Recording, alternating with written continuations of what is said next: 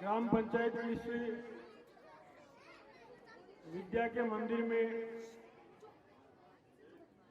आज का जो ये सादगीपूर्ण गौरवमय वातावरण में जो वार्षिक उत्सव भामाशाह सम्मान समारोह और 12वीं और 10वीं के छात्रों का विदाई सभी को साथ में लेते हुए ये प्रोग्राम आयोजित किया जा रहा है। तो मैं आज के समारोह के अध्यक्ष महोदय सरपंच साहब, डीडवाना ब्लॉक के सीबीओ अर्जुन राम जी, एसीबीओ साहब,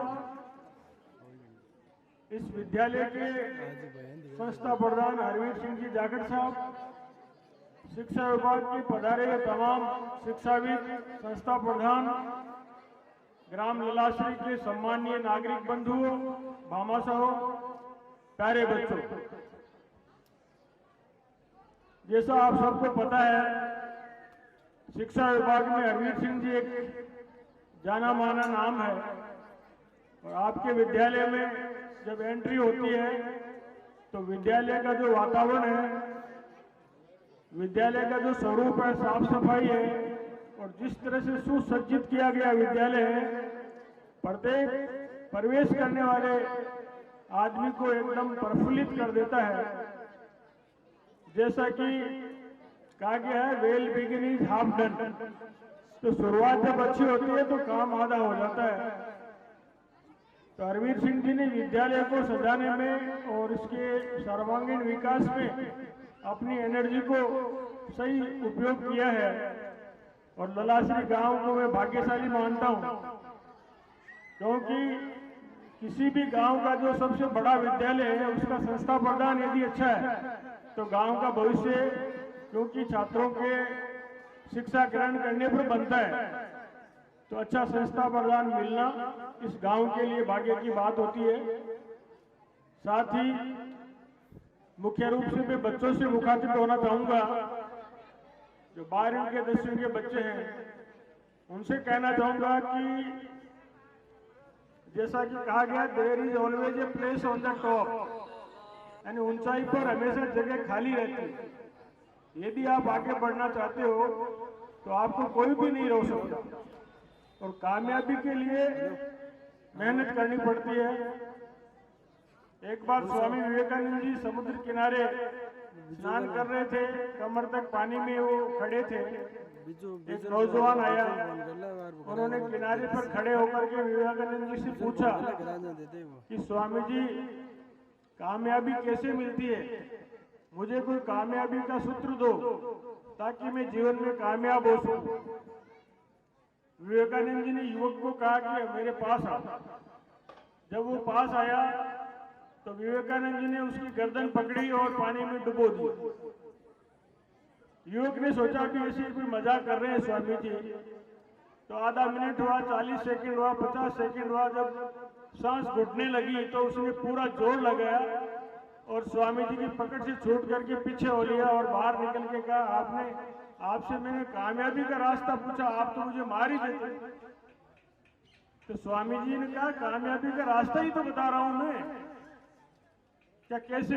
कामयाबी पाने के लिए आधे अधूरे प्रयासों से कामयाबी नहीं मिलती, पूरा जोर लगाना पड़ता है। यदि तुम पूरा जोर नहीं लगाते तो तुम डूब सकते थे। तुमने पूरा जोर लगा करके मेरी पकड़ से छूट गया, ये कामयाबी का रास्ता है। कहने का मतलब यह है कि आप किसी भी फील्ड में कामयाब होना चाहते हो तो उसको लक्ष्य बना करके मेहनत करनी पड़ेगी और पूरे दिल से, पूरी जान से मेहनत करनी पड़ेगी, तब आपको कामयाबी मिलेगी। आपको भी बताना चाहूंगा कि जो मेहनत में फर्क क्या होता है। जंगल में आपने डिस्कवरी चैनल देखे होंगे, तो उसमें एक लोमड़ी सुबह सुबह अपने नाश्ते के लिए अपने उस घर से बाहर निकलती है और दूसरी तरफ एक खरगोश होता है, वो भी नाश्ते के लिए बाहर निकलता है। तो लोमड़ी ने जब खरगोश को देखा तो उसके मुंह में पानी आ गया कि आज तो सुबह सुबह बढ़िया नाश्ता मिल जाएगा।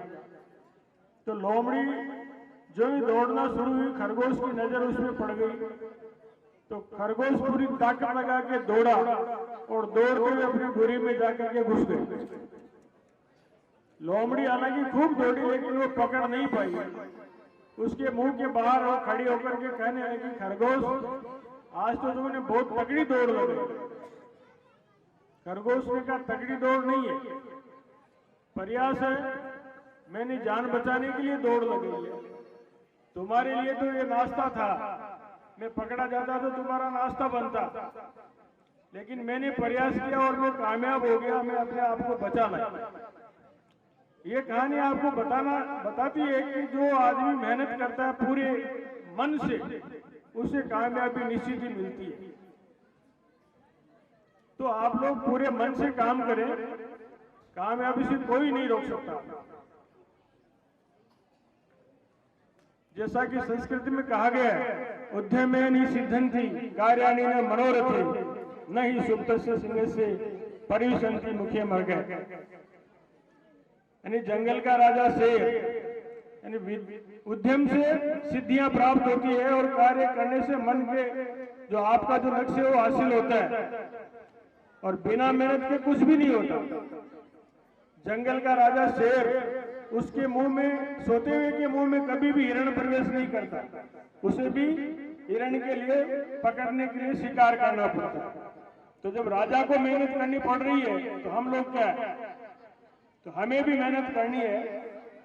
आप लोग अपने जीवन का लक्ष्य बनाएं। सरकार द्वारा आपको विभिन्न सुविधाएं दी जा रही है और आने वाले कल में हमारा देश विश्व की बड़ी ताकत बनने जा रहा है, उसमें आपका योगदान निश्चित रूप से रहेगा।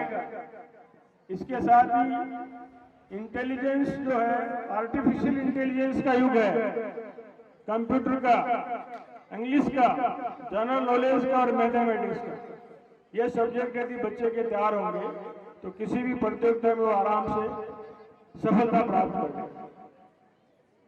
मैं हरवीर सिंह जी का आभार व्यक्त करना चाहूंगा कि ग्राम ललाश्री के ग्रामवासियों से और छात्रों से मुखातिब होने का उन्होंने अवसर दिया।